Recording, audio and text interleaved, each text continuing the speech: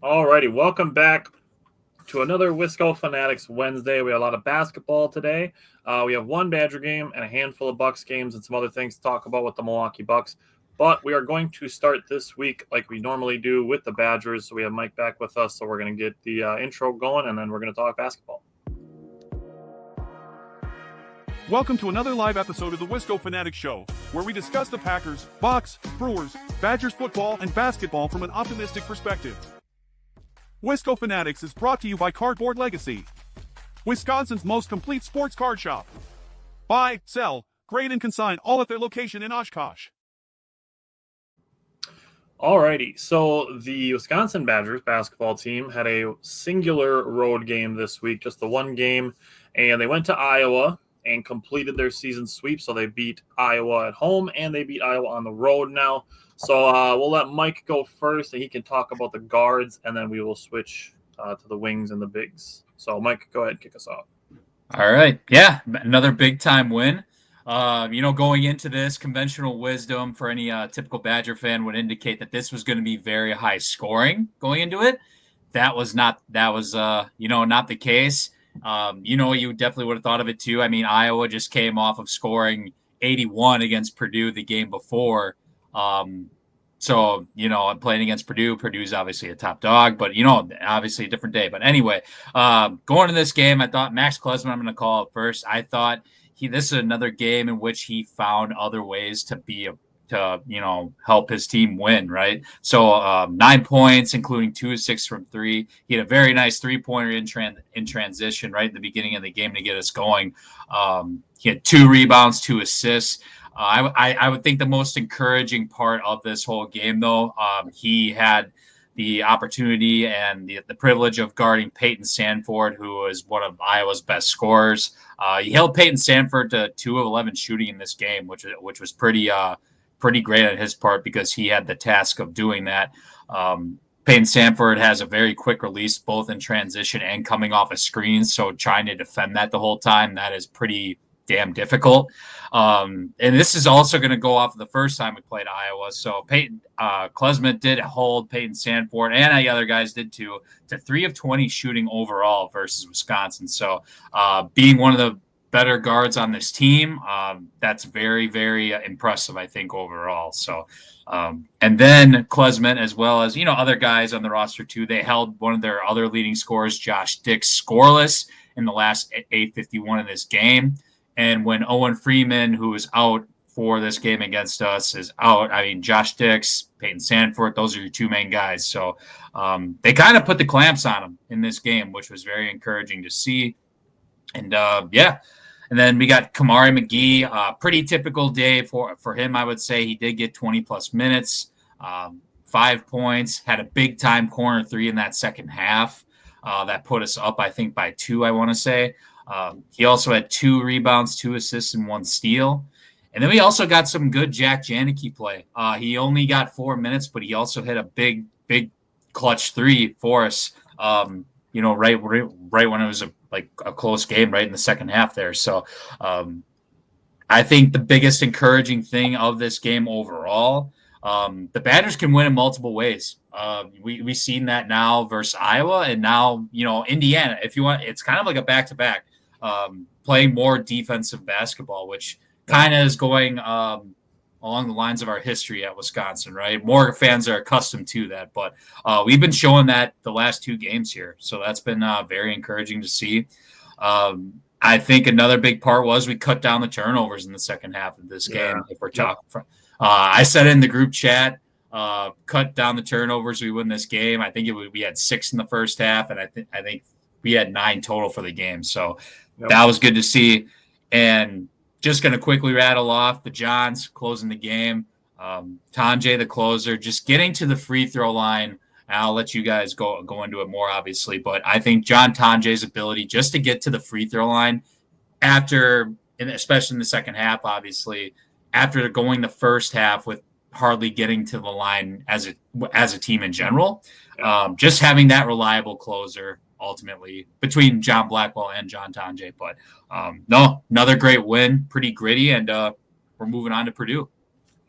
Yeah. So you brought up the Johns, and I have a note that applies to both of them. And my big note applying to both of them is I love it when the two of them are aggressive.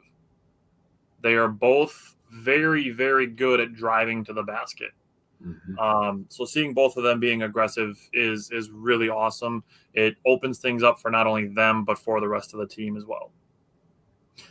So looking at John Blackwell first, he was hitting his threes. I've said this a whole bunch of times this season and last season. If he's making his threes, he's going to be a problem. And he was 3 for 7, which isn't, an amazing percentage, but that's just under 50%. Shot well from the field overall, made 2 of his 3 free throws. He had 19 points, 6 rebounds, and 2 assists. And my main pat on the back for John Blackwell is the super tough mid-range shot that he made with just under a minute and a half left in the game. Super, super tough contested shot. Just a really big clutch bucket for him to knock down as a sophomore. Then moving to John Tonje, he was hitting his threes, especially in the first half as well. He finished 3 for 9 from the three-point line, which is 33%. That's I'd say about average for college basketball. But Mike brought up the free throws, his clutch free throws, and a huge corner 3. He at one point scored 8 points straight for the Badgers in the second half and blocked a layup by an Iowa player after they had a couple of offensive rebounds on a possession late in the game as well. Yeah. There was a scramble possession where the ball was just bouncing around and the ball was all over the place, and John Tonje blocked a layup towards the end of the game. That was what I would say was his clutch play of the game. He finished with 22 points, 6 rebounds as well, and 4 assists. And both of them after the game were asked about the other, and they're both very complimentary of each other, which rightfully so. I talked about the last 2 weeks. I'm saying about John Blackwell, like he's had a couple bad games. He's had a couple quiet games. Do not sleep on guys that can ball. And here he is with 19, 6, and 2 assists and some really clutch play. And John Tonje, he had a game where he was scoreless. He's been over 20 points, 4 games in a row now? Yeah. So, and that just goes further to your point of these guys can help the Badgers win in multiple ways. Yeah. So you can have games where your guys aren't scoring, but the other guys are. Jake's going to talk about the bigs in a minute here. We've had games where both of those guys are in double figures. Both of those guys are in single digits. There's lots of things that the Badgers do. Mike, like you said, a couple too many turnovers in the first half, but they have where those turnovers don't affect them to the point that it affects them on both ends of the floor. When they've had their bad turnover times and their slow starts, they stay locked in on defense. That's what allows them to stay within striking distance until their offense catches back up and then go and win double-digit games, even in games where they trailed early. And then you brought up Iowa being a high-scoring team. Iowa made some tough shots in the beginning of the game. It is what it is. That's what happens when you play a good offensive team. I said it all the time. It doesn't matter what sport we're talking about. I've said it 100 times. Good offense beats good defense every time. So Mike brought up the defense at the end of the game on some of the player-specific. If we look team-specific, over the last 13 minutes and 16 seconds of the game, the Badgers held Iowa to 3 for 19 from the field. Over the final 7 minutes and 35 seconds, Iowa made 1 field goal. Yeah, and no field goals in the final 4 minutes and 28 seconds for Iowa. That's a stranglehold. That's not clamps. Defense. That is constriction. Iowa scored 63 points. That's their lowest total this season, and it's their second lowest total in the last 2 years. So the Badgers' defense really is what won them the game, in my opinion. We're talking about the players individually and breaking it down that way, but the team defense was fantastic, and everybody plays a part in it. For sure. So, Jake, how'd you feel about the bigs? So, let's get into it. Nolan Winter, 4 points, 7 rebounds. He was 2 for 8 from the field, 0 for 3 from 3. I'm just gonna run through this, and then I'm gonna tie it all together all nicely. Stephen Crowell, 7 points, 8 rebounds, 2 assists, 3 steals, 1 block. Complete game. Stuffed the stat sheet. He played really good defense down low. Now, no Owen Freeman, as mentioned by Mike. Very nice. Very nice for us. Not excited that he's happy. Not happy that he's injured. I'm not happy about that. He's a very good player. I would love him to wear red and white next year. Transfer portal's crazy, man. All I'm saying is we see some crazy things. I would love Owen Freeman to come over and take Steven Crowell's scholarship and play next to Nolan Winter next year. Gilmore, 5 points, 4 rebounds, 2 assists, 1 for 5 from the field, 1 for 3 from 3. Big time 3, by the way. Xavier Amos, 2 points, 2 rebounds, 1 assist. The loudest 2 points of the entire afternoon for the Wisconsin Badgers. That putback slam was chef's kiss, dude. Oh, at a clutch time, too. Yeah. That was right sick. Before half, right? Yeah. Perfect timing. I got to say, the transformation of Xavier Amos from the beginning of the year to now, he is really learning to become a Big Ten big man. He's been mixing it up down low for the last few weeks, and I really love the toughness that he's showing. He's going to be a primetime player next year for us. He's developing very nicely. So if you combine the big man numbers, 18 points, 21 rebounds, 4 assists, 3 steals, a block. The 3 steals and block all belong to Crowell, but good team defense, as Tyler was talking about. I had those numbers written down as well. I was going to talk about them. Did a great job covering them. So 6 of 23 total. That's 26% from the field, 2 for 10 from 3. So the thing I want to say, you look at the Badgers game before this, you're talking Indiana. That game was 76-64. You talk about this game against Iowa. This game was 74-63. This is going to be the norm for the rest of the year, I think. I think guard, who we might have to have a conversation next week if the Badgers go into Purdue and get a big-time win. We might have to have a Coach of the Year conversation. We might want to jumpstart. I think there's definitely going to be a form to fill out if the Badgers go to Purdue and win. This team was preseason picked to finish 12th in the Big Ten this year. If he goes into Purdue and jumps up to 2nd or 3rd in this conference at this point in the year, they're going to be 12th in the country. Dude. Oh, for sure. That's all I'm saying.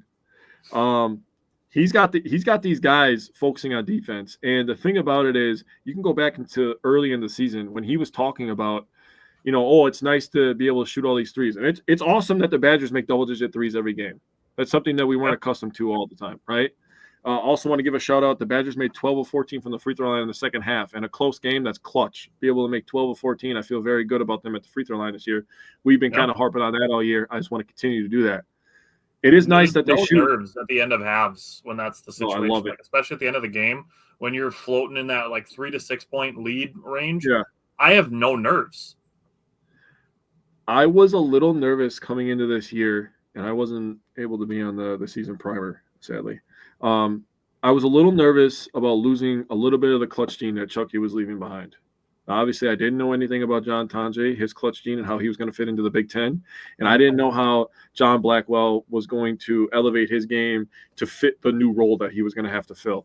I got to say, both are passing with flying colors. Yeah. I think that there should be absolutely zero complaints about both those guys. Yeah. So you take John Tonje, how good he's been. You take John Blackwell, how he's been. Winter, how he is, advancing his game. Mm-hmm. Gilmore has been a very pleasant surprise.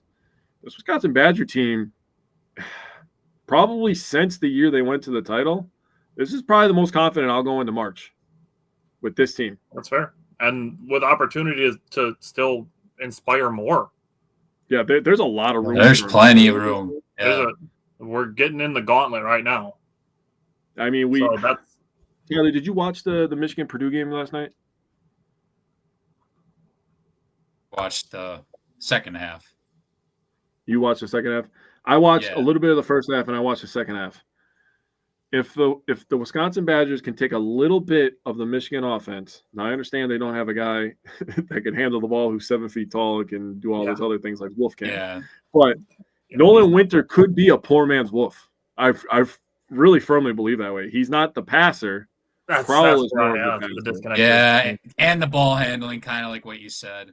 But I'm not sure on ball. He crossed a dude over this year. He's got a little handle. I think he's got consistently. Okay. Yeah. I gotta see more of that then. If we're the passing is I hear you.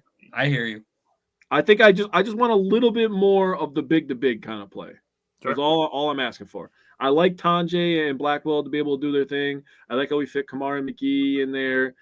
We fit, all these other guys in there. I would just like a little bit more big to big play because I think that's where basketball's kind of going. If you look at the NBA, all the teams that are dominant have a big man that could. So that would definitely be like that would be a Greg Gard thing more than a Winter and Crowell thing, in my opinion, just because of the way that the Badgers offense operates, which is so much like perimeter passing and then having Blackwell and Tanjay driving baseline. Yeah. So if you can set up Crowell or Winter, straight on from the basket with the other one posting up, and you can maybe get some high-low action mixed into the swing offense part of it. Yeah, and the thing is, both of them can shoot the three, so you have to respect that. So you can do it either way. You could interchangeable, which is why I want it closer to the 3-point line. Yeah, but that's the only gripe I have. That's the biggest room for improvement on the offensive side that I can see. Yeah. Justin, welcome back. The Badgers have 2 games in the next week. They play Saturday at Purdue. That's the game we're talking about. And then they play next Tuesday against Illinois. So we will have 2 Badger games next week.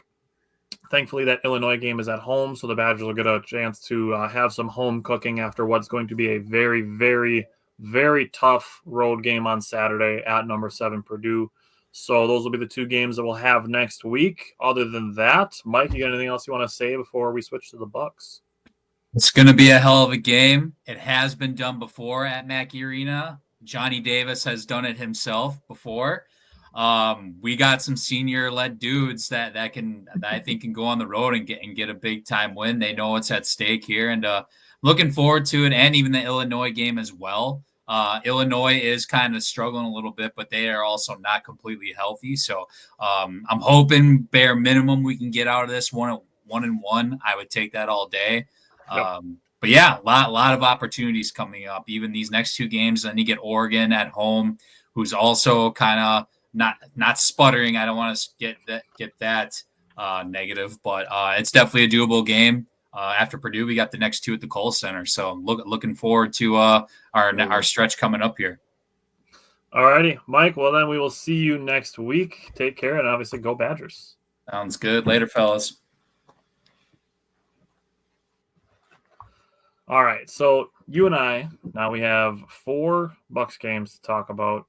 And when we get into some of these Bucks discussions, we're going to have, mainly for the Hawks game, we're going to have some film study that we're going to do here. But let's start with last Wednesday's game, Bucks and Hornets. Now, this game, just before we get into starting with it, Giannis was a late scratch in this game. He was working, trying to get his calf loosened up. It went from calf tightness to a calf strain. And, not surprisingly, people online are calling him Anthony Davis and shit. Like, he's going to be out until the week after the All-Star break. He's going to miss. It's going to total, 5 games, 6 games? Yeah, 5. Yeah. It is what it is. DeAndre Ayton has the same injury. He's going to be sidelined for a month.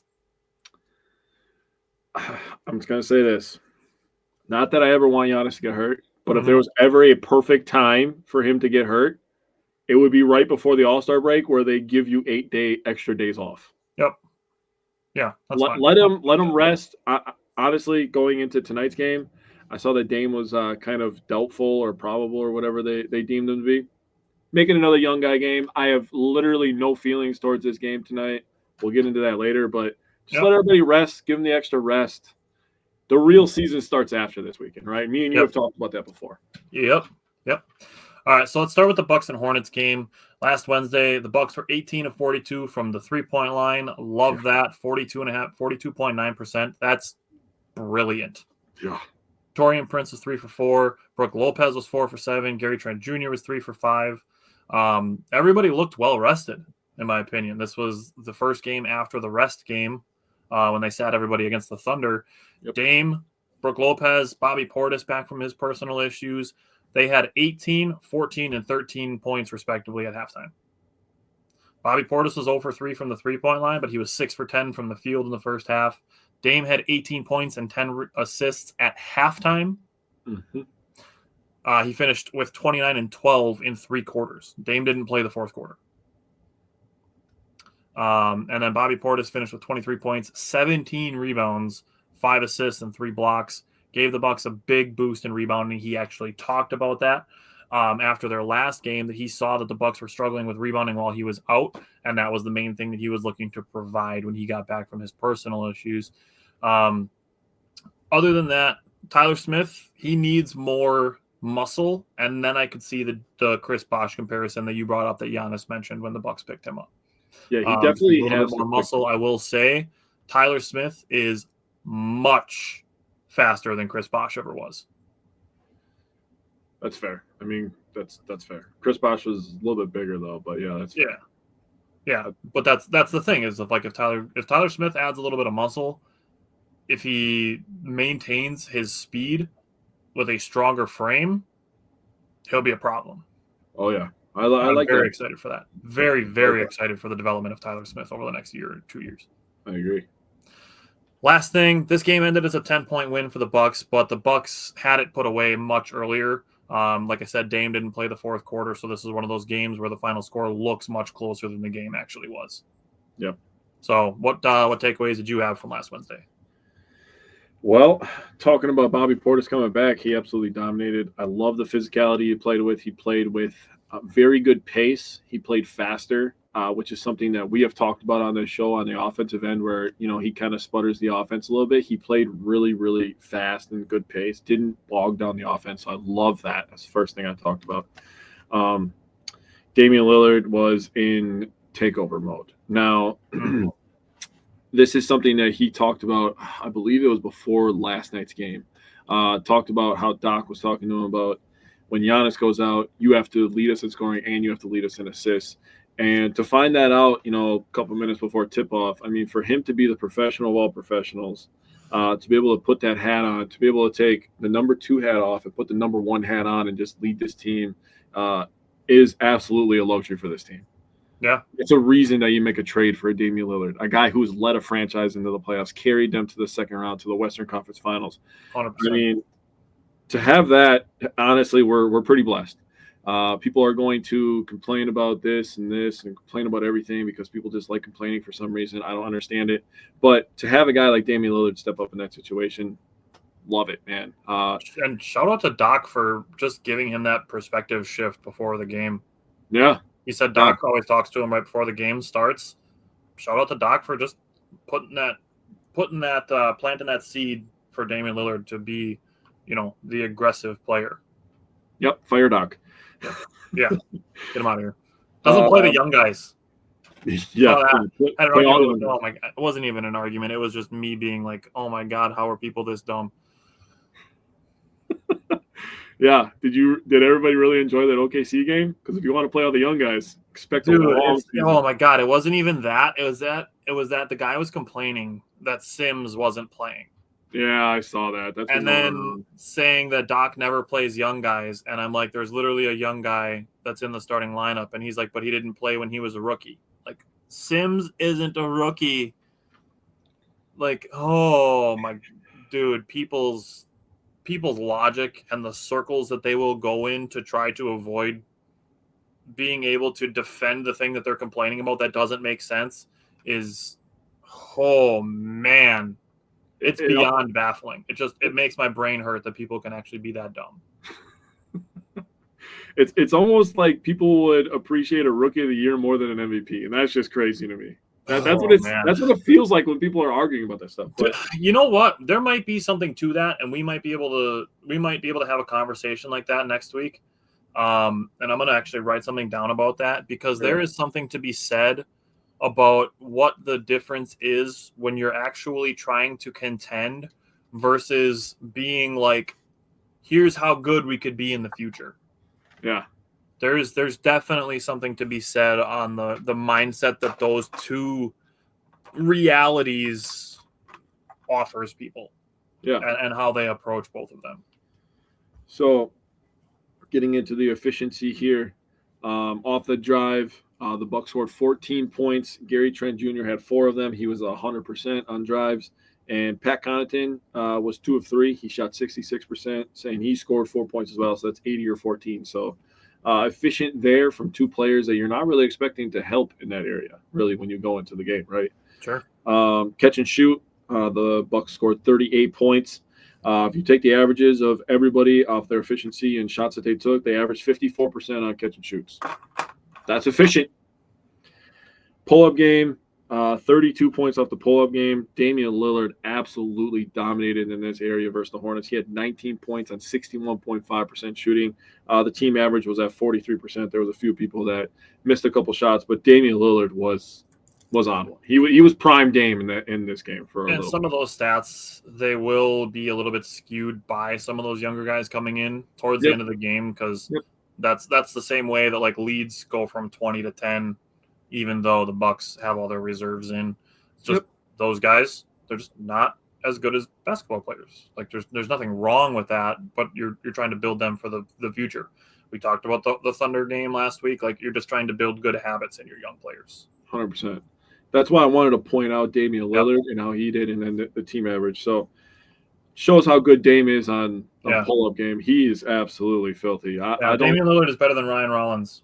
I don't understand why they don't appreciate Dame. Like the bag that Dame has is endless. I think a little bit stems from the fact that there is some inconsistency in his game. There absolutely is. There is with everybody. It's just that his unfortunately is occasionally a little bit more volatile. That's fair. Because Dame will have 38 and 43 in back-to-back games. And then, he'll have a 5 for 16 game in there once in a while. Yeah. Like we just had this conversation a week ago that he didn't shoot well against, what was it, the Spurs? He had like a 5 for 17 game and he had 13 points. And it was his first, or he had 15 points, and it was his first non-20-plus point performance in the last 13 games. Oh, you're thinking of the game against the Grizzlies, I think. Grizzlies, that's what it was. He was 4 of 15. He had 15. Against the Spurs, he shot 6 of 17, had 22 points. Yeah. So it's the one game that breaks a streak of really good games that people like to then freak out and be like, oh my God, Dame's washed, even though like if you look at the last 10 games, it's like, okay, he's had 7 really good games, 2 okay games, and 1 bad game. If you're going to have those freakouts, you have to expand the sample size and then re-ask the question if what you're thinking is actually true. For sure. Okay. Just finishing up the efficiency in the paint, the Bucks scored 10, and Bobby had 8 of them, and he shot 80% on paint touches, so he did tremendous there. Points in the paint was something that I was kind of watching a little closer without Giannis. We're going to go over some stuff here shortly, but Charlotte scored 42 and the Bucks scored 30. You can have a 12-point deficit when you make 18 threes. So it's kind of how that works. Other than that, I thought the Bucks starters really carried the load. 79 points, 27 rebounds, 18 assists for them, 28 of 54 from the field, and 12 of 26 from 3 for the starters. So the starters carried the load, but that's what happens, when the bench doesn't look as good, is because you have some injuries and some other players move up in the rotation, and that kind of hurts some things. But full strength, with Giannis, and we get Kuzma on track here. I got some numbers for Kuzma, AJ Green, and Bobby Portis at the end here that we'll talk about. But good win for the Bucks. They always win versus the Hornets. So whenever the Bucks need a win, just if you look at Charlotte, they're going to win that one. Yeah, outside of the one they lost, but it is what it is. Okay, they win 15 out of 16. Yeah, it is something like that. Yeah. Okay, so we're going to talk about the Hornets game now. I don't have a ton of takeaways, but we are going to do a little bit of conversation about some of the things that happened in this game after we talk about it a little bit. So the first thing is basketball is a game of runs, right? We've said this tons of times. People more famous and versed in basketball will say it. The Hawks ended the first quarter on a 22-7 run. The Bucks went on a 14-2 run to tie the game at 43. They went on a 16-4 run after the game was tied at 43. They went on a 44-13 run at one point in the second quarter. That right there has to at least tell you that it's possible to happen in a basketball game. Now, these guys are all professional basketball players. It is possible for other teams to do these things. You can't just look at the Bucks and be like, okay, the Bucks went on a huge run. Now the other team should stop trying, or now the other team should be suddenly worse at basketball and not capable of doing the same thing. Yeah. Like yes, there's a talent gap between certain players. Now the gap is closer between, say, like Trae Young and Dame than it is between Onyeka Okongwu and Giannis. But Giannis is not playing in this game, obviously. Mm-hmm. But you seeing a video of a guy like a completely irrelevant player to today's NBA, John Lucas, going into playing in games with former pros and college players and absolutely cooking every single player in the gym, and you hear John Lucas make a statement like, I am closer to LeBron than you are to me. That shit's true. Like, all the guys in the NBA, the 15th guy on the bench would cook every single person you know. Like that, the talent gap isn't as great as to say that the Bucks going on a 44-13 run in the second quarter means that the Hawks are just going to suck at basketball for the second half. Yeah. So the Bucks made a 3 to start the third quarter, and the Hawks went on a 7-0 run after that. The lead went from 23-13 in about 5 minutes. The lead was under 10 in about 7 minutes. The lead was cut to 3 in about 8 minutes. And in about 9 minutes and 15 seconds, the Hawks went from down 23 to tied. Now, that is how basketball goes. It's a game of runs, like we've discussed, and they just chipped away. They chipped away. They on a 22-4 run to end the third quarter. The Bucks were able to cut the lead to 1, and then the Hawks went on another 6-0 run. Now, this game did also offer us the debut of Kyle Kuzma. He made his first 2 shots as a Buck, had 12 points in the first half. And as we're going to talk about in a second here, he looks like he understands how to use his gravity.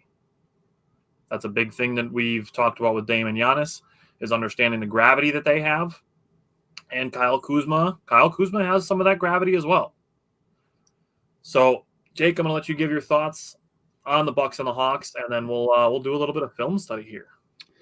Yeah, so I have so many things I want to say. God, I just saw so many dumb comments from people, but I'm gonna save them till we get to last night's game because I have some stuff I want to address.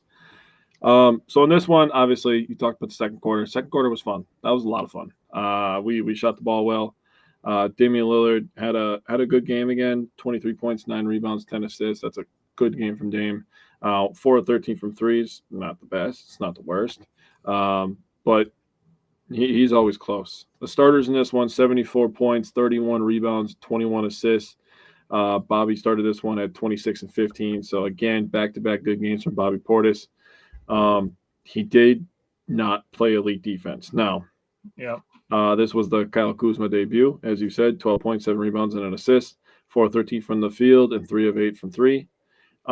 Gary Trent Jr., 19 points, 0 rebounds, 4 assists. What's up, Steve? Oh, Steve, don't worry. I'm going to go off.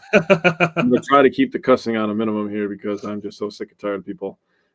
Gary Trent Jr. was very good in this one, 7 of 12, 5 of 8 from 3. The bench scored 36 points, had 12 rebounds and 7 assists, shot 13 of 34 from the field and 9 of 19 from 3. Between Kuzma and Gary Trent Jr., they had 31 of the 36, 7 of the 12 rebounds, 5 of the 7 assists. They made 11 of the 13 shots off the bench. They took 25 of the 34 shots. They made 8 of the 9 threes and shot 16 of the 19 threes from the bench. So the bench was Kyle Kuzma and Gary Trent Jr. against the Hawks. When I was writing these numbers out, I was like, this is mind-boggling. Although Gary Trent Jr. has been very good for the last couple of weeks, I will say. Yeah. Now, somebody who has not been good is AJ Green. I'm not going to beat up on him. He has not been playing good defense. Everybody likes to harp on Brook Lopez now. Since Chris Middleton's gone, Brook Lopez has become public enemy number 1. Yep. And then public enemy number 2 has always been Bobby Portis, no matter who public enemy number 1 is. Yeah. So everybody wants to talk about Brook Lopez and Bobby Portis not playing defense. I got a newsflash for you. AJ Green's been playing some shit defense, and he's not shooting the ball right now. He should be held to the same standard as Bobby Portis. The Bench exact player, same standard. useless if they're not scoring. Just going to be completely honest about it. Yeah. And that's the thing. Is like we've always known that Bobby Portis is not a good defender. Yes. But his offense and his rebounding are supposed to be the give and take. AJ Green is a great shooter who is capable of playing good defense. Now, right now, he's not shooting well or defending well. It's gonna make people pissed off. But right now, Pat Connaughton might be deserving of minutes more than AJ Green at this current moment. I'm not saying overall. I'm not saying that Pat's a better long-term prospect or anything like that.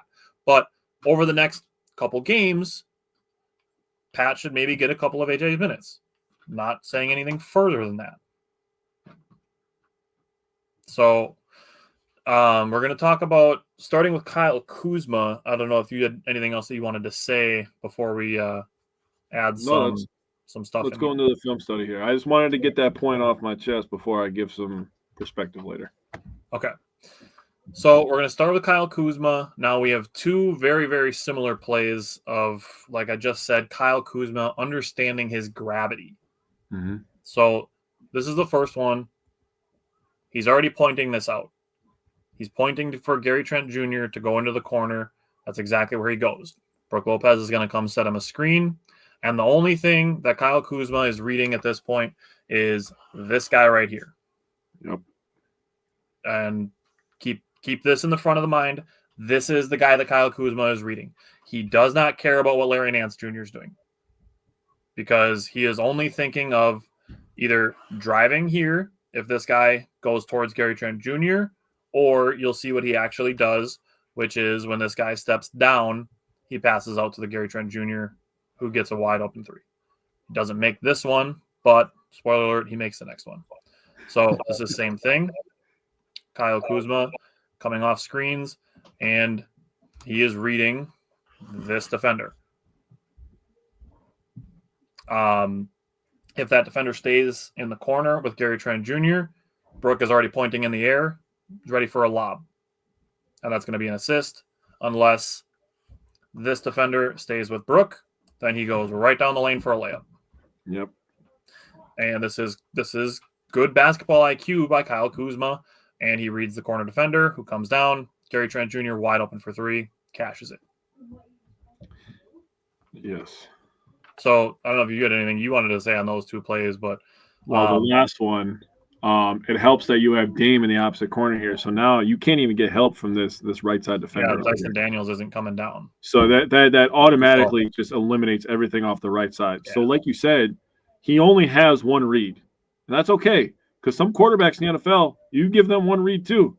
Yeah. So Kyle Kuzma, you give him one read, he did a perfect job at executing it. Now this guy, I believe that's Trae Young right there. He's in no man's land. He's screwed either way. Honestly. Yeah. He's screwed either way. Yeah, because I mean you're leaving Gary Trent Jr. or Kyle Kuzma, Gary Trent Jr. or Taurean Prince open for three. Yeah, and those that's a tough spot to be in, but that's good constructed offense. Yeah, 100%. Again, like the fire Doc people aren't going to want to hear it, but this is just a well-constructed play. Yes, it is. So, and that's a good point out of Dame being in the corner here, because then Dyson Daniels can't help down. Like I was just talking about the defender at the free throw line. If that guy stays with Kuzma, he throws a lob to Brook. Unless the corner guy comes down, then he hits Gary Trent Jr. If Trae Young flows to the corner as the corner defender comes down, all he's got to do is throw a pass over his head, and Taurean Prince is open for three. If Dyson Daniels helps down as this defender stays with Brook, he passes the corner for Dame for three. Somebody's getting an open three or a dunk on this play. Yeah, the spacing on this play is elite, so good job by the Bucks executing it as well. Yeah, that's very well done. All right, defensively, Kyle Kuzma. He's played 3 games now with the Bucks. This was his second. Sorry, this was his first. That's his first. In the first 2 games, he drew 2 charges defensively. So props to Kuzma for putting his body on the line for his new team. That's good job by him. He's ready to play for a contender. Yep.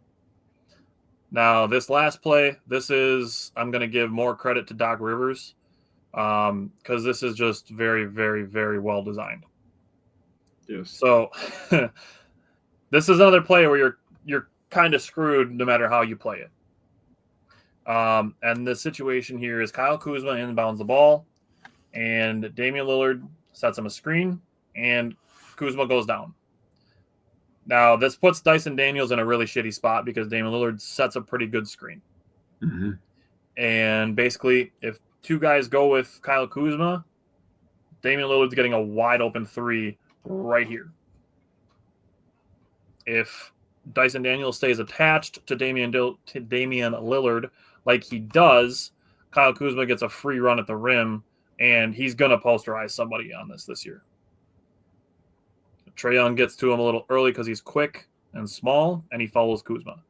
But this is great inbound set for the Bucks to run. And I'm not saying anything offensive about Chris Middleton because we love him, but the Bucks are not running this play with Chris Middleton. No. This is absolutely something that the athleticism of Kyle Kuzma brings to the Bucks that they did not have. Yep. So anything you wanted to say on this one? Yeah, I pointed out earlier, I thought that was a good screen. Also, recognizing that during this game, during this time period, that they had Trae Young guarding Premier League against Prince, having him as the corner defender is, that's brilliant to have him help over. But first thing I got to point out, and I said this to you before, why the hell is that guy that close to Andre Jackson Jr.? What is he doing right there? He's got to know. Face guarding him. Just what is happening? I would. So here's the thing. I would understand if Andre Jackson Jr. was going to go down and screen for Taurean Prince, they were going to have some backside action. Sure. But he didn't even move. Neither of them moved on this play. He just watches the whole thing.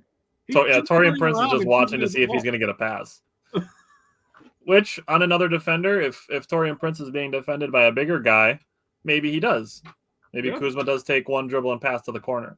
Yeah, maybe. But even still, there's no reason for that dude to be that close to Ajax. Yeah, he needs to be about 4 feet down. I was like, what is he doing right here? Yeah. If anything, you leave Andre Jackson Jr. open and you rotate down to Taurean Prince. That's what he should do because the easier pass is the Prince right here. Yep. But, I don't know anything about basketball. Okay. All right. Next thing we have here, this is just you just love to see this, and it's just great ball movement. This is something where when the Bucks lead in the second half was beginning to dwindle, it's because they got away from stuff like this. And the ball movement by the Bucks in the first half was great. In the second half, it got very isolation heavy. What I should have done is pulled the assist numbers from the first half and the second half, but just good ball movement here in general. Everybody's bought in. Everybody's moving. Oh, this mamas the Mia so much. And I don't care who you run it for, who you run it with.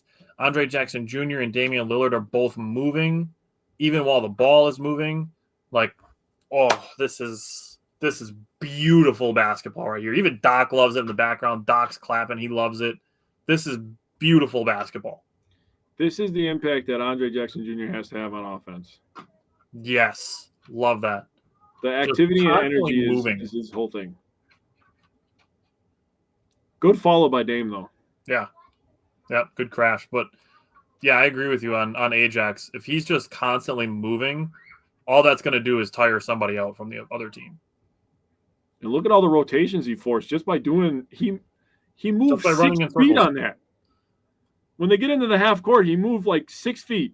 He's at the elbow, goes back to the three-point line, back to the elbow, down low, swing it.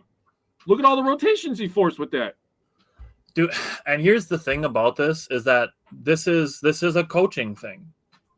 This is a coaching thing because of what Ajax does when he catches this ball in the paint. Because right now, Kyle Kuzma is out on the break. When he catches this, Kyle Kuzma's not in the corner. he's trusting that Kyle Kuzma is going to be in the corner. Doc loves it. This is such good basketball. That was beautiful. Okay. Now, we have Bobby Portis, and this isn't us trying to demean Bobby Portis or, say that he's trash or whatever people are saying online. What we are trying to do here is present opportunities where Bobby Portis can improve. So if we were Bobby Portis' coaches, which we're obviously not because we're just dudes with a podcast, but there's opportunity here for Bobby Portis. And firstly, I understand that Bobby Portis cooled off in the second half, but Bobby Portis, you are here to shoot this shot. Yeah. I understand that you missed a couple, but nobody on your team is going to fault you for taking a three that is this wide open. Yeah. So first things first, Bobby, shoot that shot. Because if you pass the ball to AJ Green, which Jake pointed out when we were talking about this earlier, that yes, there's an opportunity for AJ Green to kick this ball to Rollins or Trent with the amount of time that's on the shot clock. But when you see the shot clock in single digits, it's probably not the first thought you're thinking. Yeah, that's it's fair. Probably like, we got to get a shot off or we're going to get a shot clock violation. Mm-hmm. And it leads to AJ Green getting a mid-range shot blocked. But even if this shot doesn't get blocked, I would still rather have Bobby Portis shooting a wide open three than AJ Green shooting this shot. I agree. It's not to say that I don't think that AJ Green can make a shot in the paint, but you're talking about a contested fadeaway from 10 feet from the basket versus Bobby Portis shooting wide open from straight on three. Yeah. So any thoughts that you have on this specific play? I don't want to sound mean, but Bobby Portis's poor decision-making on this play really ended badly for the Bucks and AJ Green. Now, first of all, 100% agree. You pull that. Yep. You have a guy who's shorter than you jumping at you. You just shoot that thing, okay? Every single time. If nothing less, you have AJ Green down here who's going to be able to crash. If AJ Green can get in front, even if you don't want to shoot the three, just pretend like you're going to shoot the three so that this defender keeps running towards you to try to contest it, because you can just like pretend shoot it to AJ Green. You could do that. Like, I'm not in the NBA, obviously, but I do stuff like that often because people know that I want to shoot threes. Yeah. So if I catch the ball on the three-point line and I jump like I'm about to shoot and I just throw like a really soft, quote-unquote, shot, and people are like, whoa, that's short. It's like, nope, that's a pass. And guys get layups. If nothing less, I would, if you're not going to shoot that, I would swing this back to Gary Trent, who has a big man on him, so you have a little bit of a mismatch. That's fair. That's fair. That's the only other gripe I have with this. Shoot that or pass it back to Gary Trent. Yeah, or go up to shoot and pass it to AJ Green, who's standing by himself on the block right now. Before that, right now is the time rotate down, because once you dribble drive, now that defender does rotate down. And I understand it would be a really tough ask of Bobby Portis to see this where he is right now. But if he can see as he's dribbling that corner defender start to come down, and this is something that Giannis does and he does not get enough credit for, Giannis will throw this pass to the corner to Ryan Rollins. I was thinking it, bro. I was thinking it. Like, that's where Giannis goes with underrated. Basketball. Yeah. Okay. So, again, it's not to say that Bobby Portis is dumb, whatever, bad, however you want to say anything. It's just an opportunity where Bobby can learn from that play. Yep. Same with this one. And this is, again, something where there has to be some extra awareness. And we talked about this before the show as well, that these guys are all professional basketball players. We don't think that we are saying anything that is unreasonable when we're talking about these things. Mm-hmm. But there has to be a heightened level of awareness here for Bobby Portis to see that Trae Young is coming off of a screen. And we know, we've seen him in a playoff series, that Trae Young likes floaters. He makes floaters. He's good at them. It is what it is. But letting Trae Young walk into this shot That's a warm up. Bobby Portis, you might as well not even be there. Yeah. And we talked about this, that if Bobby Portis has his feet like here and is facing him kind of at, more of a direct angle, kind of how Ryan Rollins is, that it forces Trae Young either towards Ryan Rollins or to the middle, where he's going to have to shoot like a fadeaway jump shot to get a shot over Bobby Portis, or give Gary Trent Jr. enough time to recover. Yep. My first thought was that Bobby Portis needs to be like here and force Trae Young to not be able to shoot this shot, but have to try to drive around him, which if Bobby Portis can just get down enough time for Gary Trent Jr. to recover, or knowing, this is where the awareness part comes out, is knowing that Kyle Kuzma is right here. That was my biggest thing, is you have to contest this jump shot, knowing that if Trae Young gets past you, that Kyle Kuzma is there to help you. Now, again, we talked through this as well, that if he does get there and Kyle Kuzma steps up, that Trae Young can try to make this pass around to the corner. Mm-hmm. And then it is on AJ Green to get around this screen and contest this. And at that point, if that three is then contested, and I believe this is Garrison Matthews in the corner, tries to make a dump-off pass right here, by the time those two passes happen, Kyle Kuzma should be here ready to recover.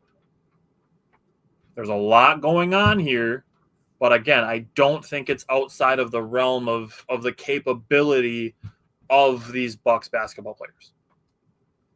And then on the backside, you just have Bobby and Gary Trent Jr. that have to recover to Larry Nance Jr. and to Trae Young.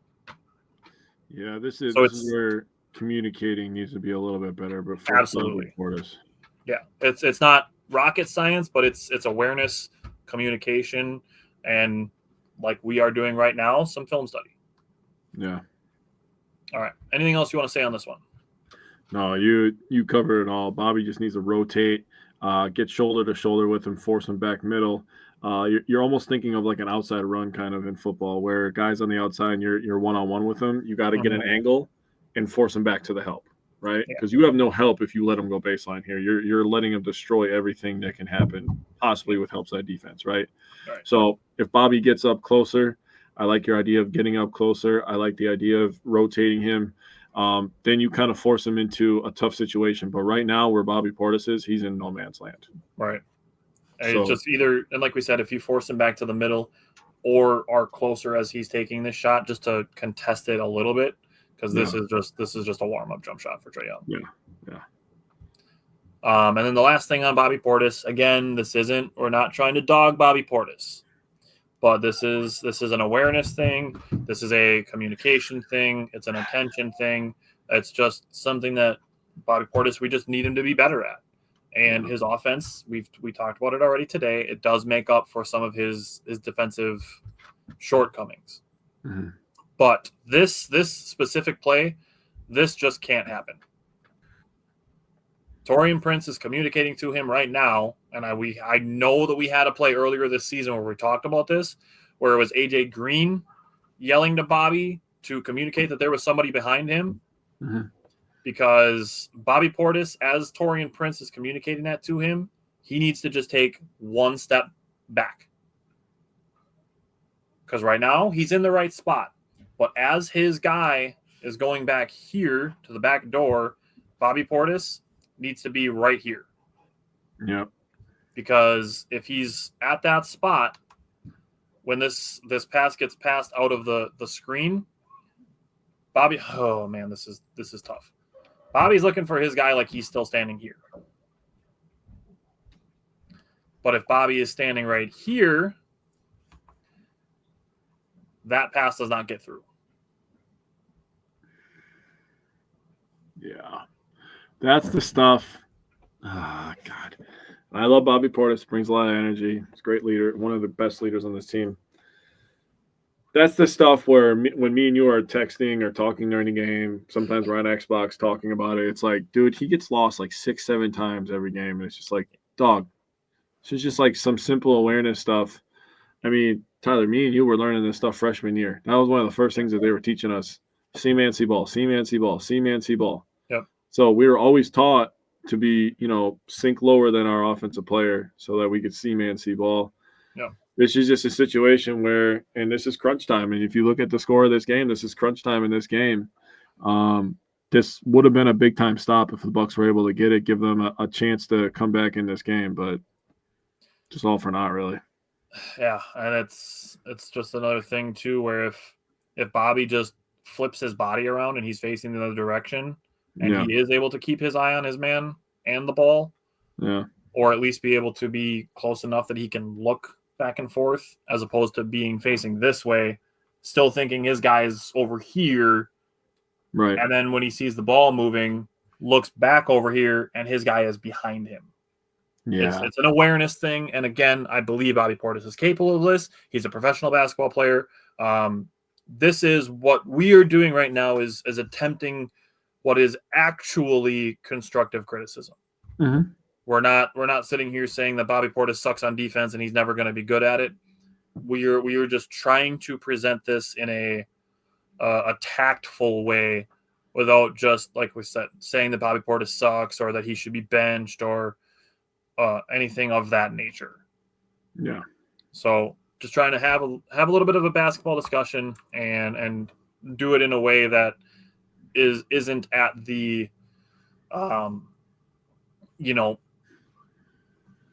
disrespectful level of quote unquote criticism, because people have lost the mark on what that word actually means and how it should be used. Agreed. If I see this clipped and I see one comment on there about people talking about Sims needs to be playing, I'm going to lose my shit. I promise you. Let's as we go into the 76ers game, let's have that conversation, because trades happen. Guys are in other cities. Mm-hmm. Like Jericho Sims was playing for the New York Knicks up until Thursday afternoon or late Wednesday night. Yep. Still has to travel, meet the team wherever they're at. He has to get a physical and then actually meet his teammates and his coaches. Yep. And practice with his team. Yep. So say all that happens between Thursday and Friday. You really think he's coming off a plane and playing with a bunch of guys he's never played with, or half of them that he hasn't met? And he wasn't playing that much in New York. But even still, you think he's coming off and playing 5 minutes? You really is that going to make fans that want to see him happy that he played 5 minutes in a game? Probably. Of guys that he's never played with. My thing is, their Sunday, Monday was a back-to-back. Mm-hmm. So Saturday was an off day. They had game Friday, off Saturday, game Sunday, game Monday. There's no practices in there. They didn't do a shoot-around because they had a back-to-back. They had one walkthrough. So he's been there for 2 days. They've done one walkthrough, 0 practices, 0 shoot-arounds. And you want him just thrown on the court without any concept of where he should be, what his teammates' tendencies are, how they like to play, how they communicate. Teams have different words for different plays. And you want him thrown out there. What advantageous position do you think that is? What possible benefit is there besides basically putting in a pickup basketball situation with people that he does not know? Yeah. I think people have to realize that this is not the YMCA. This is not the LA Fitness. This is not your random open gym on a Sunday or a Friday.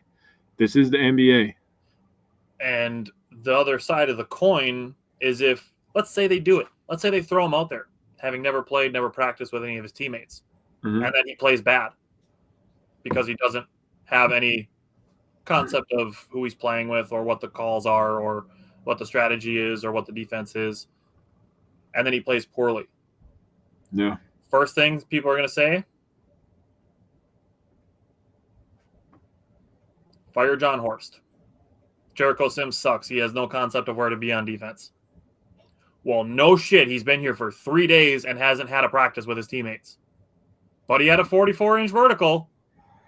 Well, Jamarcus Russell could throw a football 70 yards from his knee. So how'd that work out? I'm not saying he's Jamarcus Russell, but I'm just saying that outside stuff doesn't really matter at the end of the day. Like, yeah, if he was playing against a bunch of guys showing up to play a pickup basketball game, sure. But that's not what the NBA is. Yeah. Bucks have 30 more games to go yet. He's not going to show up day one having no practices in with his teammates and be inserted into a game with a big role expected. Yeah. Same with Kevin Porter Jr. He did not play on Sunday. He played on Monday, but let's talk about the Sunday game, Bucks and 76ers. Brought this up with the 76ers game. The Bucks, their three-point shooting was inconsistent like the Hawks game. They were 7 for 11 in the first half and then 4 for 17 in the second half. They finished 11 for 28. That's 39%. That's overall good, but good first half, not great second half. Sorry. That was just the first half. They shot so many threes this game that I thought 28 was their total. They started 7 for 11, then went 4 for the next 17, 11 for 28 in the first half. That's a lot of threes. That's why that tripped me up. They were 13 for 27 in the second half. They were 24 of 55 overall. That 24 was their new season high. 12 turnovers, not bad. You go to the Damian Lillard, another game where, like we talked about earlier with Doc pointing out to Dame, like, hey, be more aggressive. Lead the team. 43 points, 8 of 15 from the three-point line. Love that. Yeah. 14 to 27 overall, 7 for 7 from the free throw line. That 43 points was his season high. And he added 7 rebounds, 8 assists, and 2 steals. Yeah. Great game from Damian Lillard. And then Kyle Kuzma, you're going to talk about him in a second about getting his efficiency up, but he'll be a really nice piece. He finished with 13 points, 8 rebounds, 5 assists, a steal, and a block. You're going to talk about his efficiency in a second, but he took another charge in this game. That was his second charge in 2 games. Yep. And he had 4 in the entire first half of his season with the Wizards. And he's taken 2 in 2 games, now 3 with the Bucks. So, I don't believe that Kyle Kuzma's ceiling is as high as Chris Middleton's was when he was playing for the Bucks during the championship run. But Kyle Kuzma is bringing good things to the team, and it's things that the Bucks needed, like youth and off-ball movement, and still giving the Bucks some of that basketball IQ that we appreciated from Chris Middleton. I don't think Kyle Kuzma's as smart of a basketball player as Chris Middleton either. But when you add in his activity and his athleticism and his youth, he's going to do good things for the Bucks. Well, and he's played meaningful basketball before in his career. Now, people are really thinking about the Wizards, Kyle Kuzma, but when he was on the Lakers, he was one of their key rotation players. He won a championship, so he knows how to win. He understands what it means to lock in every single possession, value the ball every possession. Another thing that he did, we're talking about defense, he had 1 steal and 1 block in this game. Now, it sucked because he got a chase down block, like a half-court chase down block, and it ended up in the hands of a 76er for a layup. But he still got the block. He also the steal that he got, did a really nice job fronting Embiid, which having the versatility to switch. Now, this was something that another credit to Doc Rivers, because we're going to have to keep doing this because people literally don't understand basketball. Another credit to Doc Rivers as a switch that he made. Now, Embiid was cooking in the first quarter. Now, he's kind of one of those guys that, like, if he shoots a 3, you kind of just let him shoot the 3. Yep. Because he can go on a streak where he makes 5 of 6. Then he can go on a streak where he makes 0 of 6. That's just the way that he is. Yep. Now, he was shooting 3s, and Brook Lopez was giving him space because he's not quick. That's where I want Embiid. I want Embiid on the three-point line. Yeah. It's the same thing with Giannis. Like, you would give him the most space when he's the farthest away.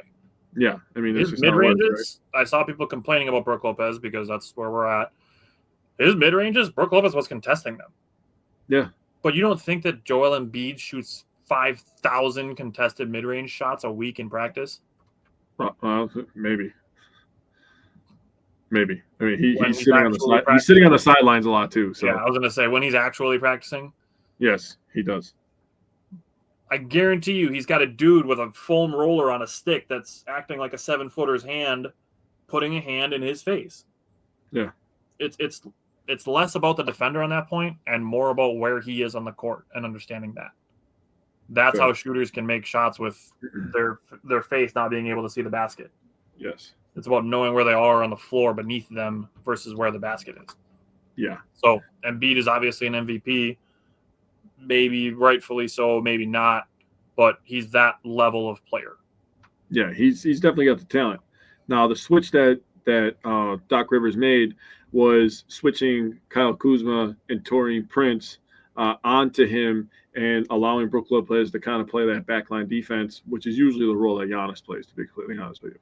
Mm-hmm. So getting Giannis back will be nice. Will definitely solidify more of the defense. But in the first half, the 76ers were just making a lot of shots, honestly. Embiid was going crazy.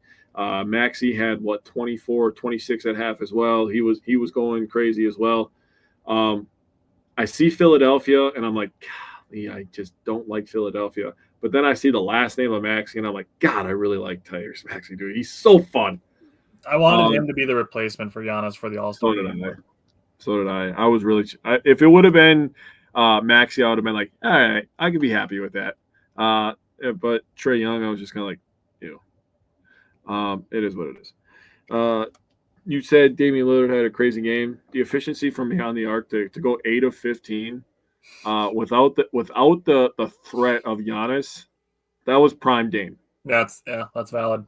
I want people to appreciate that. 14 of 27, 14 to 17 would be insane.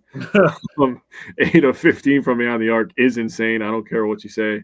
43, 7, and 8 is just nuts. The starter scored 81 points, had 29 rebounds, 16 assists. They shot 28 of 63 from the field and 13 of 33 from three. So very good there. On the bench, 54 points, 24 rebounds, 13 assists. The bench also made 11 three-pointers. Gary Trent Jr. and Dame are the first pair of Bucks teammates to both have 7 threes in the same game. So yeah, good call on that. Awesome there. I do have to give credit to AJ Green in this game. He hasn't been playing super well on defense and hasn't been scoring too much. He did have 11 points, 4 rebounds, 2 assists, and a steal in this one. But he was the highest plus-minus on the team at plus 28. So he was in there when the team was going on some big-time runs. So credit to him. I didn't want people to think that I don't like AJ Green because I do. He's a fun player to watch. But there is something to be said about, playing young guys and then constructive criticism, having them improve, right? So the Bucks overall played very good in this game. They out-rebounded Philadelphia. In the second half, they really put the clamps on. Offensive rebounding was really key in this one. They grabbed 19 offensive rebounds compared to Philadelphia, who had 8. Nice. Love that. Yes. All right. So then, second of a back-to-back, you get Steph Curry and the Warriors with Jimmy Butler. Cool. The Bucks, on the second of a back-to-back, 10 for 33 from the three-point line. Yep. Shocker. There's no legs there. Yeah. 30.3%, trying to keep up with Steph Curry, who is still a very good basketball player. Yeah, he's insane. Bucks did have 20 turnovers, which is very high. 16 of them were steals by the Warriors. Damn. Gives Golden State a lot of extra opportunities to score, a lot of extra possessions. 31 points off turnovers for the Warriors. They had 93 field goals compared to 76 for the Bucks. That's 17 more shots that the Warriors got because of 20 turnovers. Now, what I'm going to say is this is something that Doc Rivers talked about after the Bucks acquired him, and something that John Horst talked about when he was interviewed about the trade deadline. Kyle Kuzma is all caps massively speeding up the Bucks offense. Yeah. He's grabbing rebounds and he is taking off. Yep. Kyle Kuzma's his athleticism and his youth is something that's really going to pick up the pace for the Bucks. And I am really excited to see how Kyle Kuzma and Giannis operate in transition together. That's going to be very exciting. It's going to be fun. He scored 21 points on only 9 shots. That's awesome. That's that efficiency that we were looking to see. He was also 9 of 13 from the 3-point or from the free throw line. That's 69.2%. Nice. And then added 6 rebounds and did a really good job with the pace. He did a really good job as a foil to Jimmy Butler, who had 20 points. He was 12 of 15 at the free throw line. But Jimmy Butler added the 6 assists and 4 steals. I will say we got to see the Kevin Porter Jr. debut. He was working his ass off defensively when he had a possession on Steph. He was. He made his first shot as a Buck. And after that, I understand he's with a new team. He got a little antsy, little happy feet, had a couple turnovers. I'm not going to freak out and be like, oh my God, Kevin Porter Jr. is going to be terrible and he's going to turn the ball over all the time. It's one game, just got with his new team, probably, like I said, antsy, happy feet. I understand. I'm not going to worry about it. Overall, I will say the Warriors role players played better than the Bucks role players. The Warriors had 3 role players who had 13-plus points. And then they had Jimmy Butler with 20 and Steph with 38. The Bucks, you look at Dame, he matched Curry's 38. Both of them had 38. And I just brought up Kyle Kuzma matching Jimmy Butler. After that, Taurean Prince's 19 points were the only player for the Bucks over 7 points. Yeah. And I don't want to hear complaining about Brook Lopez. He was 2 for 4 from the field, so he made 50% of his shots. Just need more from AJ, from Ryan Rollins, from Bobby Portis. Like we just need more from those guys. Gary Trent Jr. This is just one of those games, and I understand the second of a back-to-back, so a lot of guys are without legs. I understand. So I'm not going to harp on it and be like, we need all new role players in the offseason. I'm not saying anything like that. It's just the schedule puts you in a position to be on a back-to-back. A lot of the guys didn't have their good legs because they just played a game the day before. Yep. All right. What do you got on the Bucks and 76ers? Sorry, Bucks and Warriors. Yeah. So I'm going to address some comments. I saw multiple of these comments, which is why I wrote these ones down. There's 2 of them that I saw multiple of. You said you didn't want to hear anything about Lopez. Well, I was seeing a lot about Lopez. Somebody said, and they were trying to be, sneaky about it, someone playing 20-plus minutes and only has 6 points. He took 4 shots. 4. He was 2 for 4. He made 50% of his shots. He only shot it 4 times. And he made half of them. If he makes all of them, he's still not scoring 10 points because he didn't shoot a 3.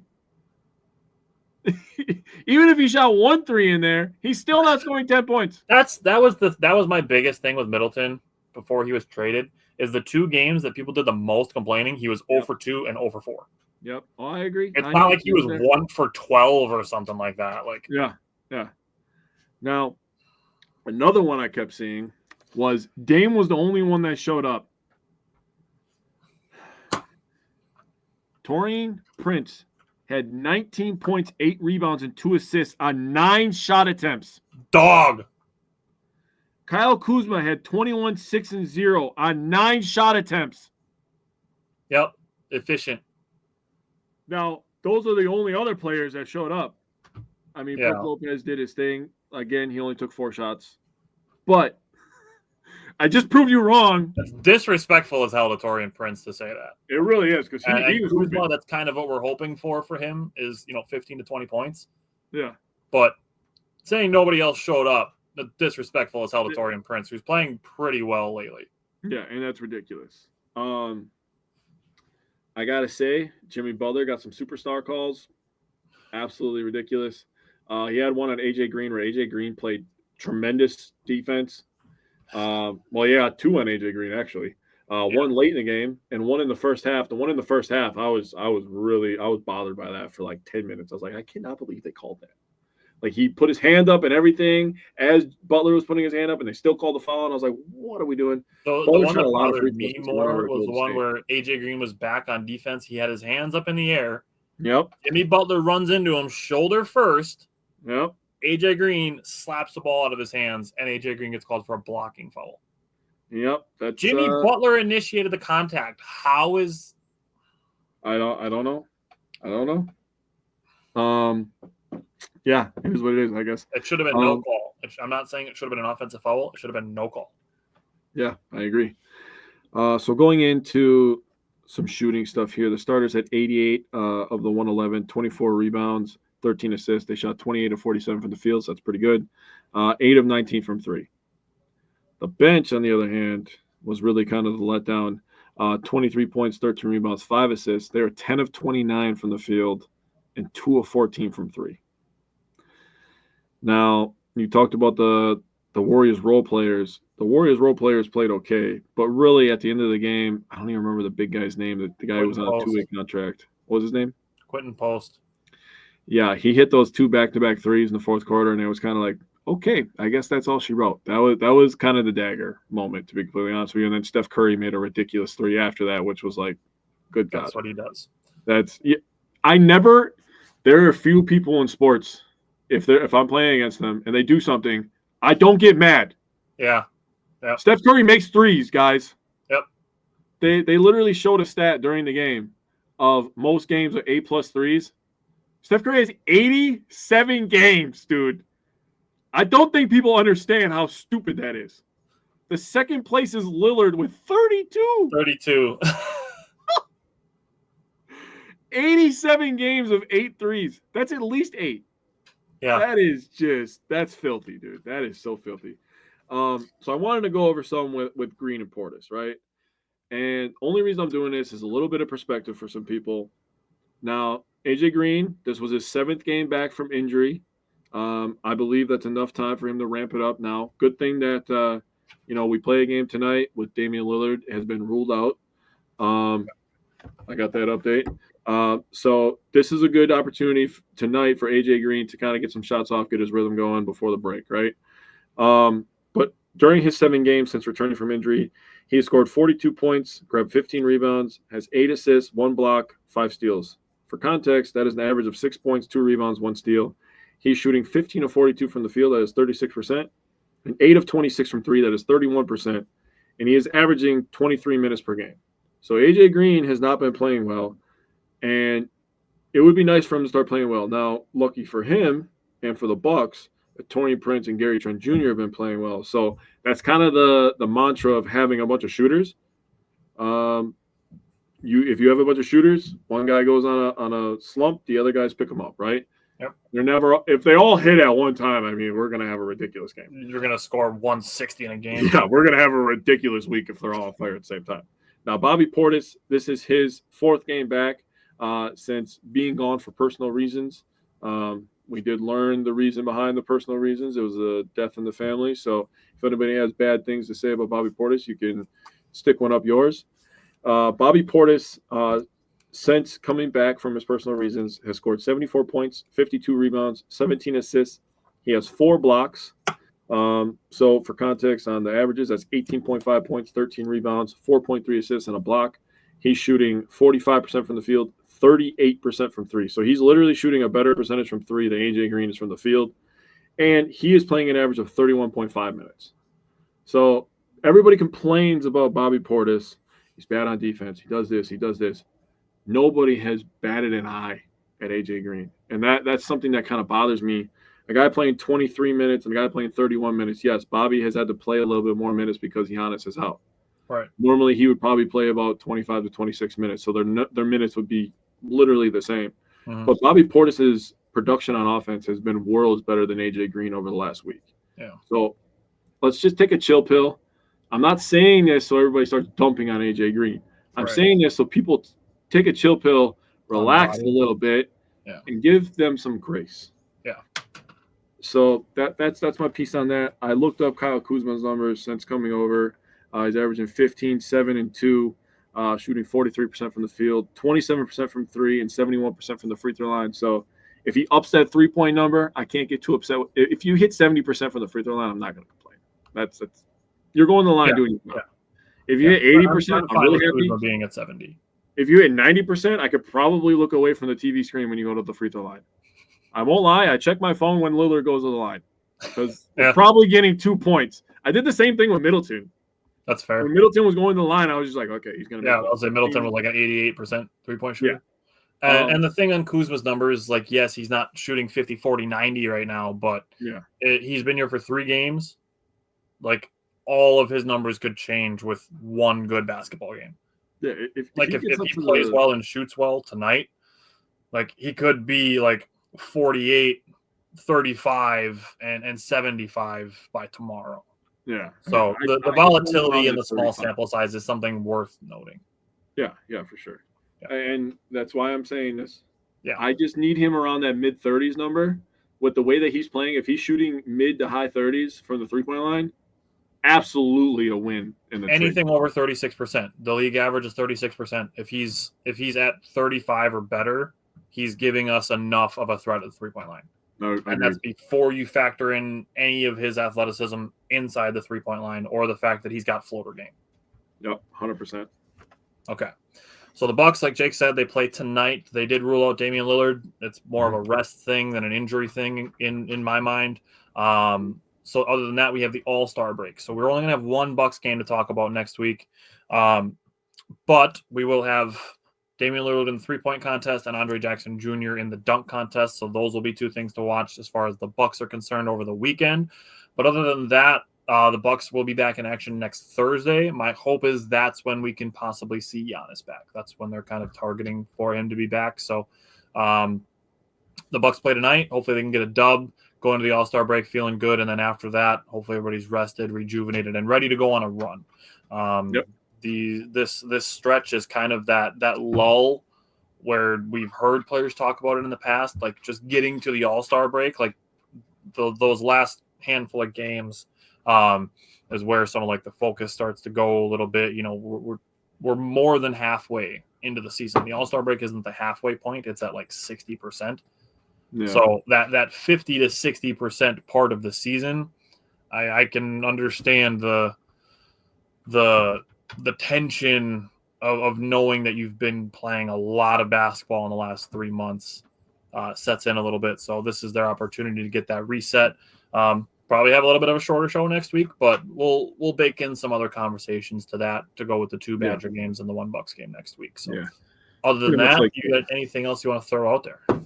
Yeah, this is a comparison to baseball. It's kind of like what they say the dog days of summer, right? When it starts to get real hot, you played 18 out of the last 19 days. I mean, you're exhausted. Your legs are shot. You've been around these guys every single second, and you're getting kind of sick of them. They're like roommates at this point. But at the same time, it's a brotherhood. So very excited for them to get a break. Very excited for All-Star Weekend. I feel like the fan base needs a break every once in a while. I feel like since we started this show, I always feel like the fan base needs a break, like when the Packers go on a bye week or something.